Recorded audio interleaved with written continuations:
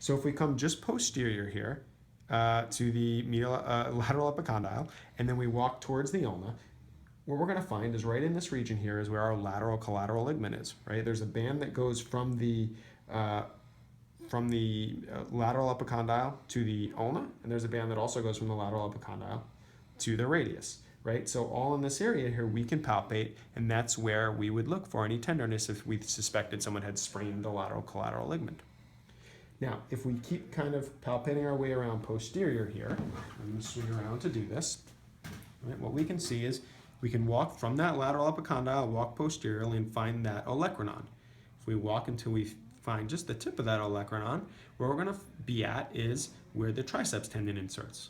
Right? And if I want to feel with that to make sure I'm on it, I can have her just gently try and straighten out her elbow and relax, and I can feel that tendon pop into my finger. Okay? Now, what we can now do is we're going to come back around the side over here, right? And we're going to walk from this lateral epicondyle around to the anterior aspect of the elbow. And what we're looking for is this very prominent tendon of the biceps. Right? Now, how do I know I'm on it?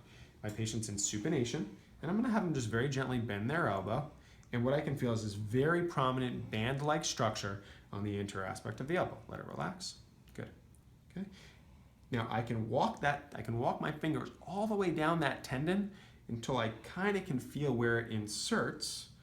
All right, it's a little tender if we get down there, right? And where it inserts, if we really press down there, is on that radial tuberosity on the posterior aspect of the radius. Right? And that's what allows it to contract and cause a supination motion.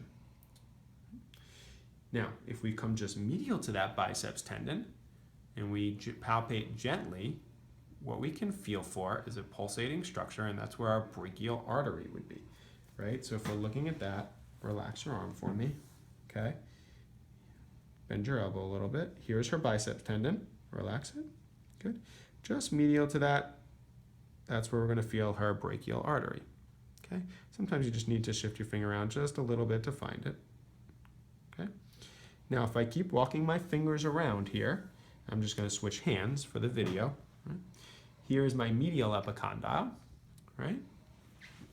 Right? And then if I go just distal to that medial epicondyle, right, that's where my wrist extensors are going to be. Now, if I want to make sure the common wrist extensors, I have wrist flexors there. I'm just going to start over and I'll re-edit it out.